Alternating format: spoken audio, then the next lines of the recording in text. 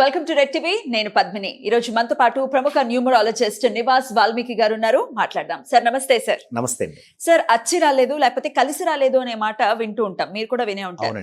మీ శాస్త్రం ప్రకారం చెప్పండి సార్. అంటే కొంతమంది ఏమంటారంటే మేము ఇంట్లోకి వచ్చాం, ఇల్లు కొనుక్కున్నాం, అప్పటి నుంచే మాకు కలిసి రావట్లేదు, అంటే దీనికి ఏమైనా వాస్తు దోషాలు ఉన్నాయా అని అనేవాళ్ళు ఉంటారు. కొంతమంది ఆ ఇంట్లో నుంచి వెళ్ళిపోతారు, లేకపోతే ఇల్లు అమ్ముకోవటం అట్లాంటివి చేస్తుంటారు. కొంతమంది అయితే ఇంకా కొంచెం డీప్ గా వెళ్ళిపోతే బంగారు ఆభరణాల మీద కూడా దీన్ని ఆపాదిస్తుంటారు. ఈ ఆభరణం కొనుక్కున్నాము మాకు అచ్చి రాలేదు, లేకపోతే ఈ పూజ చేశాము మాకు అచ్చి రాలేదు. ఇలాంటి మాటలు సర్వసాధారణంగా వినపడుతూ ఉంటాయి సార్. ఇవి ఎంతవరకు కరెక్ట్? కలిసి రాకపోవటం అనేది ఉంటుందా? ఒకవేళ ఉంటే దీనికి ఏంటి సార్ రెమెడీ?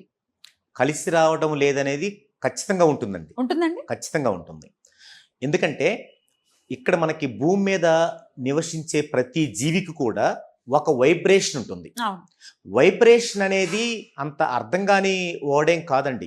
వైబ్రేషను ప్రతి ఒక్కరూ తెలుసుకోగలిగేంత ఈజీగా ఉంటుంది. అది ఈరోజు మనం చెప్పుకుందామండి. అయితే అలా ఒక వైబ్రేషన్ ఉంటుంది. మనం చేయాల్సిందల్లా ఏంటంటే ఆ వైబ్రేషన్ని గమనించుకుంటూ దానికి అనుగుణంగా మన యొక్క జర్నీ ఉండటమే. అంటే ఏదన్నా ఒక ప్రొడక్ట్ కొనాలన్నా లేదా అమ్మాలన్నా ప్రతిదీ ఎవ్రీథింగ్ మనం ఆ వేలో గనక మనం జర్నీ చేస్తూ ఉంటే దానికి పెద్ద పెద్ద చదువులు తెలివితేటలు అవసరం లేదండి. ప్రతి కామన్ పీపుల్ కూడా దాన్ని మనం ఫాలో అవ్వచ్చు. అలా ఫాలో అవడం వల్ల ఏమవుతుందంటే ఖచ్చితంగా వారికి నష్టం అనేది మాత్రం అసలు ఉండదు. Right sir. ఇప్పుడు మీరు వైబ్రేషన్ అన్నారు, అసలు ఈ వైబ్రేషన్ అంటే ఏంటి సార్? అంటే జన్మ వైబ్రేషన్ అని అన్నారు, ఇది ఎలా తెలుసుకోవాలి ఒకసారి వివరంగా చెప్తారండి? ఓకే అండి, తప్పకుండా. అంతకంటే ముందు అసలు వైబ్రేషన్ అనేది చాలా చిన్న విషయం అండి. అంటే మనం వినలేదు కాబట్టి ఇప్పుడు ఇది కొత్తగా అనిపించవచ్చు. ఇక్కడ ఏంటంటే ఈ యొక్క భూమి మీద మనకి ప్రతి జీవికి జన్మించగానే ఆ జీవి చుట్టూ కొన్ని గ్రహాలు క్లోజ్ గా ఉంటాయి. ఎందుకంటే మనం ఉన్న ఈ విశ్వమును చుట్టూ మొత్తం గ్రహాలమయమే కదా, కోటాను కోట్ల గ్రహాలు. అయితే ఏ ప్లేస్ ని మనం పాయింట్అవుట్ చేసినా అక్కడ దగ్గరలో ఒక 7 గ్రహాలు క్లోజ్ గా ఉంటాయి. అయితే ఇక్కడ మన శిశువు జన్మించినప్పుడు కూడా అలాంటి 7 గ్రహాలే ఉంటాయి. అవేంటంటే లగ్నానికి సంబంధించిన 4 గ్రహాలు, రాశికి సంబంధించిన 2 గ్రహాలు, ఆ యొక్క డే లార్డ్. ఈ 7 గ్రహాలని ఆ శిశువుని రూల్ చేసేటువంటి రూలింగ్ గ్రహాలు అంటారు. ఈ 7 గ్రహాల యొక్క మొత్తం మరో గ్రహం వస్తుంది, దానిని రూలింగ్ మూల గ్రహం అంటారు. ఇది ప్రతి ఒక్కరికి తెలిసి ఉండాలి. వారి లైఫ్లో వారి యొక్క రూలింగ్ మూల గ్రహం ఏంటి అనేది తెలిసి ఉండాలి. తర్వాత వారి యొక్క రాశి లగ్నం అనేది ప్రతి ఒక్కరికి ఆల్మోస్ట్ తెలిసే ఉంటుంది. ఈ 2 విషయాలు తెలిస్తే దాని నుంచి వచ్చిందే మనకి జన్మ వైబ్రేషన్. దాన్నే ఇంకొంచెం వివరంగా చూద్దాం. ఓకే, మొదటగా మనం జన్మ వైబ్రేషన్ని మీకై మీరు ఎలా తెలుసుకోవాలి అనే విషయాన్ని చెప్పి ఆ తర్వాత మనం టాపిక్లోకి వద్దామండి. ఇప్పుడు మొదటగా జన్మ వైబ్రేషన్ తెలుసుకోవటం చాలా ఈజీ. అది ఎలాగనేది చూడండి. అయితే దీనికోసం మనం ఒక సాఫ్ట్వేర్ను కూడా యూజ్ చేయొచ్చు. అంటే మాన్యువల్గా చేయాలంటే మనకి 3 hours పడుతుంది. అంతకంటే ఒక సాఫ్ట్వేర్ ద్వారా మీరు ఈజీగా మీ యొక్క జన్మ వైబ్రేషన్ని ఎలా తెలుసుకోవాలి. ఈ సాఫ్ట్వేర్ పేరు వచ్చేసి కేపీ ఆస్ట్రాలజీ యాప్ అని కొట్టండి. KP astrology app. దీనికి ఒక యాప్ వస్తుంది. దీనిలో మీ డీటెయిల్స్ కొట్టి చూస్తే మీకు మీ జన్మ వైబ్రేషన్ ఎలా తెలుసుకోవాలి అనేది నేను ఇప్పుడు చెప్తున్నాను. ఇలా మీరు దీని నుంచి తీసుకోగానే మీకు ఒక రాశి చక్రం, ఒక భావ పట్టిక, ఒక గ్రహ పట్టిక 3 వస్తాయి. వీటిల్లో భావ పట్టికను తీసుకోండి, గ్రహ పట్టికను తీసుకోండి. ఈ భావ పట్టికలో 1, 2, 3 రోమన్ అంకెలు 12 వరకు ఉంటాయి. దీంట్లో 1వ రోమన్ అంకె తీసుకుంటే లగ్నం యొక్క రాశి lord, star lord, sub lord, sub lord అని 4 గ్రహాలు వస్తాయి. ఈ 4 గ్రహాలని తీసుకోండి. ఉదాహరణకి ఇవి రవి, చంద్ర, కుజ, బుధ అనుకుందామండి. ఈ 4 తీసుకుందామండి. బుధ బ్యాక్ నుంచి తీసుకుంటున్నాను. కుజ, చంద్ర, రవి. లగ్నం యొక్క సబ్ లార్డు, స్టార్ లార్డు, రాశి లార్డు. తర్వాత ఆ రోజు యొక్క అధిపతి, మీరు ఏ రోజైతే జన్మిస్తారో ఆ రోజు యొక్క అధిపతి. ఉదాహరణకి మీరు మంగళవారం జన్మించారనుకోండి, ట్యూస్డే జన్మించారనుకోండి, దీని యొక్క అధిపతి కుజుడు. సో కుజ డే లార్డ్. తర్వాత దీనిలోకి రండి, గ్రహ పట్టికలోకి రండి. గ్రహ పట్టికలో రాశికి సంబంధించినటువంటి రాశి లార్డు, స్టార్ లార్డు తీసుకోండి. ఇది ఎలా తెలిసింది మీకు?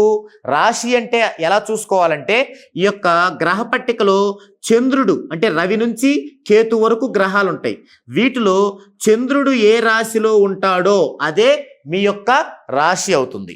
సో ఈ చంద్రుడు ఉన్న రాశిలో 4 ఉంటాయి, రాశి lord, star lord, sub lord, sub lord. దీనిలో మనకు 2 కావాలి. రాశి లార్డు శుక్రుడు అనుకోండి, అలాగే స్టార్ లార్డు శని అనుకోండి. ఈ 2 తీసుకోండి, శని శుక్ర. ఇది ఇప్పుడు ఈ గ్రహాల యొక్క వైబ్రేషన్స్ వేసుకొని మనం టోటల్ చేసుకుంటే మీకు వచ్చేదే ఈ జన్మ వైబ్రేషన్లో ఒక పార్ట్. అది ఎలా అంటే వీటి యొక్క వైబ్రేషన్స్ మీకు తెలియాలి. వీటి వైబ్రేషన్స్ ఏంటి అనే లిస్ట్ ఇస్తాను చూడండి. రవి, చంద్ర, కుజ, బుధ, గురు, శుక్ర, శని, రాహు, కేతు. రవి 1, చంద్ర 7 వైబ్రేషన్స్ అండి. కుజుడు 6, బుధుడు 5, గురువు 3, శుక్రుడు 9, శని 8, రాహు 2, కేతు 4. ఇవి వైబ్రేషన్స్. ఇవి చాల్దియనో పైథాగరసో కాదండి, వైబ్రేషన్స్ అన్నమాట. సో ఈ లిస్టు మీ దగ్గర ఉన్నట్లయితే ఇప్పుడు ఈ విధంగా మీరు రాసుకొని వీటికి ఆ వైబ్రేషన్స్ ఇవ్వండి. బుధ అంటే 5, కుజ అంటే 6, చంద్ర అంటే 7, రవి అంటే 1, కుజ అంటే 6, శని 8, శుక్ర 9. 9, 8, 17, 6, 23, 1, 24, 7, 31, 6, 37, 5, 42, 42. దీన్ని సింగిల్ చేయండి. 4 + 2 6. దీన్ని ఆర్పి అంటారు. ఆర్పి అంటే రూలింగ్ మూల గ్రహం. ఈ 7 ఏమో మీకు రూలింగ్ గ్రహాలు, ఈ మొత్తం కూడగా వచ్చిన దాన్ని రూలింగ్ మూల గ్రహం అంటారు. సో ఆర్పి ఎంత మీకు? 6 వచ్చింది. నెక్స్ట్ ఇండెక్స్ కావాలి. ఇండెక్స్ అంటే రాశి ఆర్ లగ్నం. ఇక్కడ రాశి వచ్చేసి మీకు తుల అనుకోండి. రాశి అంటే శుక్రుడు అధిపతి. అలాగే లగ్నం వచ్చేసి మేషం అనుకోండి. అప్పుడు తుల అంటే శుక్రుడు, మేషం అంటే కుజుడు. అంటే శుక్ర బై కుజ అంటే శుక్ర అంటే 9/6. ఈ విధంగా మీ యొక్క జన్మ వైబ్రేషన్ ఏమవుతుందంటే ఇండెక్స్ 9 ఆర్ 6. దీన్ని బై అండి ఇది, కానీ దీన్ని బై అని చదువుతాం కానీ ఇది బై కాదు.